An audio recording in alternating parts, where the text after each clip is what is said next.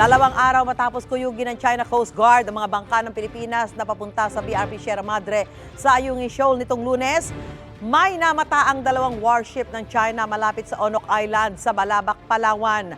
Kwento ng isang dating barangay chairman sa bayan, pauwi na ang kanyang grupo mula sa Mangsi Island matapos magsagawa ng medical mission. Doon na raw nila nakita ang 2 barko ng China sa pagitan ng 2 isla. Inakala pa nila ang mga barko ito ng Pilipinas hanggang sa makitang may watawat ito ng China. Kwento naman ng kasama niyang doktor, lumapit pa ito sa kanila ng hanggang 1 kilometrong layo. Sa kanyang tansya, pasok na ang mga barko sa municipal waters ng Balabac.